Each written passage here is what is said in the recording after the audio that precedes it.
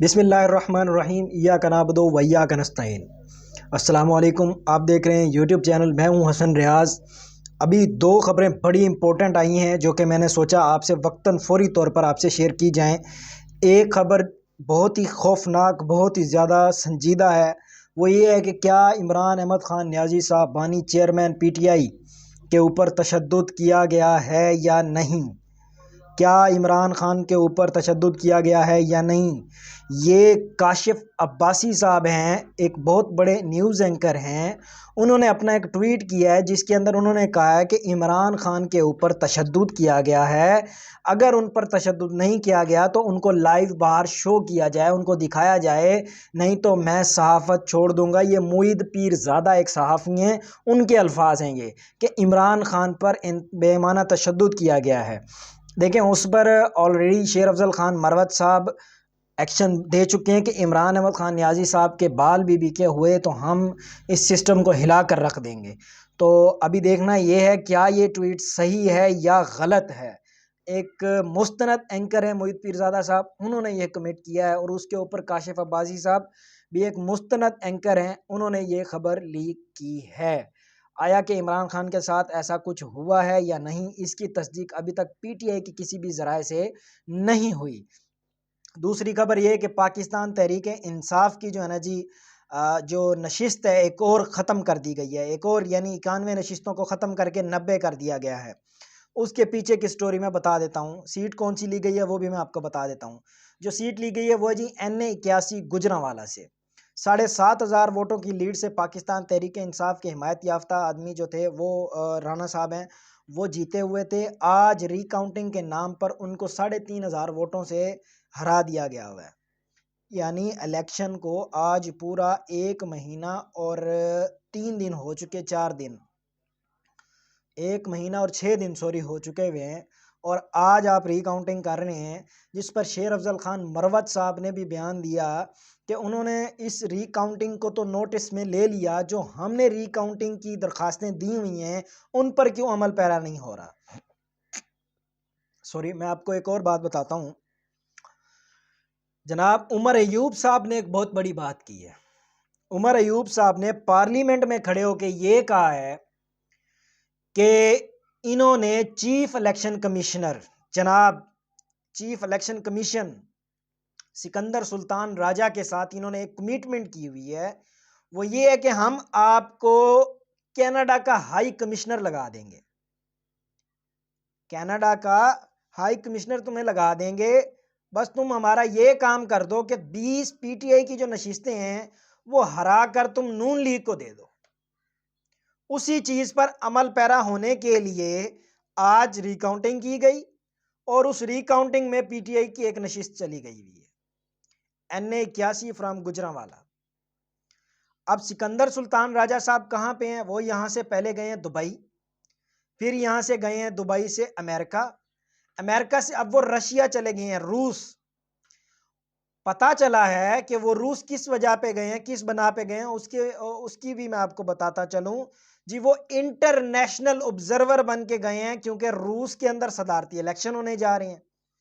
بھائی تم نے اپنے ملک کا بیڑا غرق کر کے رکھ دیا، تم نے اپنے الیکشن کا ریزلٹ 5 دن، ہفتہ، 10 دن لگا دیے، تم ادھر کیا آبزرو کرو گے یار؟ یہ ایک بہت ہی یعنی بہت بڑے لیول کا مذاق ہو رہا ہے پاکستان کے ساتھ۔ اب آگے بات کرتے ہیں جناب اسد کیسر صاحب کی، وہ اس وقت پوری طرح آگ بگولا ہیں جی۔ اسد کیسر نے کہا ہے کہ جنگ تو پھر جنگ صحیح، تشدد تو پھر تشدد صحیح، جس وے سے اب آپ ہمیں ڈیل کریں گے نا، اب ہم اسی وے سے آئیں گے، اب ہم ایسا رد عمل دیں گے کہ آپ لوگوں کو لگ پتا جائے گا کہ آپ لوگوں نے کس کو ہاتھ ڈالا ہے۔ یہ اسد کیسر کے الفاظ ہیں۔ اب سے پچھلا ٹینیور دیکھ لیں 2 سال، تو اسد کیسر نے ابھی کوئی بات نہیں تھی کی۔ اب پٹھانوں کی غیرت جاگنے لگی ہے، پٹھان پہلے دن سے ایکٹیو تھے، بٹ اب پٹھان بولنے لگے ہیں، اب شیر افضل خان مروت بولنے لگا ہے، اسد کیسر بولنے لگا ہے، ادھر سے عمر ایوب خان بولنے لگا ہے، بیرسٹر گور علی خان بولنے لگا ہے۔ اب حالات کشیدگی کی طرف جائیں گے، اور جس طرح کی مذمت انہوں نے کہا ہم کریں گے، کبھی کسی نے نہ کی ہوگی نہ دیکھی ہوگی۔ اب میں نے کل میں نے آپ کو پچھلے ولاگ میں بھی ایک بات کی ہے کہ عمران خان 2 ٹوک پیغام دے چکے ہیں کہ پاکستان کی عوام اور لیڈرشپ تیار رہے۔ دوسری طرف مجلس وحدت المسلمین جس کے ساتھ الحاق کرنا تھا، پاکستان تحریک انصاف نے الحاق کیا ہے صوبائی لیول پہ KPK کے اندر، ان کے ساتھ کیا کیا ہے وہ میں ذرا بتا دیتا ہوں آپ کو۔ جب الیکشن کی 8 فروری کی رات تھی تو تھوڑی سی مسٹیک میں یہ سمجھوں گا پاکستان تحریک انصاف سے ہوئی کہ انہوں نے یہ چیز اناؤنس کر دی کہ وہ جماعت اسلامی کے ساتھ الائنس کریں گے۔ انہوں نے جماعت اسلامی کے ساتھ جو الائنس کرنا تھا، اس چیز کا جب مینجمنٹ کو، سسٹم کو، اسٹیبلشمنٹ کو اور ان سارے اداروں کو پتہ لگا کہ یہ جو ہیں عمران خان صاحب وہ جماعت اسلامی کے ساتھ الحاق کر کے آگے آ جائیں گے، تو انہوں نے جماعت اسلامی کو ایک سنگل سیٹ بھی نہیں دی قومی اسمبلی کی، ان کو ہر سیٹ سے ہرا دیا گیا۔ حالانکہ جماعت اسلامی کی کیمپین جس حد تک سراج الحق نے چلائی تھی وہ آپ اور میں دونوں جانتے ہیں۔ سراج الحق جماعت اسلامی کو ٹاپ لیول پہ لے کے جا رہا تھا۔ مفتی مجیب الرحمان جانتے ہوں گے آپ، جماعت اسلامی کراچی سے، جنہوں نے صوبائی اسمبلی کی سیٹ لینے سے انکار کر دیا تھا، جنہوں نے کہا تھا کہ فارم 45 کے مطابق میں ہار چکا ہوں، نون لیگ کا کینڈیڈیٹ ہار چکا ہے، پیپلز پارٹی MQM کا کینڈیڈیٹ ہار چکا ہے، یہاں سے صرف PTI کا کینڈیڈیٹ جیتا ہے، پر وہ سیٹ MQM کو دی گئی ہے۔ اب مجلس وحدت المسلمین کے ساتھ الحاق کیا KPK کے اندر، الیکشن کمیشن آف پاکستان نے مخصوص نشستوں کے نام پر پاکستان پیپلز پارٹی کو KPK سے ایک نشست جیتنے پر 2 مخصوص نشستیں دی ہیں خواتین کی، اور مجلس وحدت المسلمین کو ایک بھی سیٹ نہیں دی گئی مخصوص نشستوں کی صورت میں۔ اسے کہتے ہیں ون سائیڈڈ میچ کھیلنا، اسے کہتے ہیں صرف اپنے ہی پلیئر کو جتوانا۔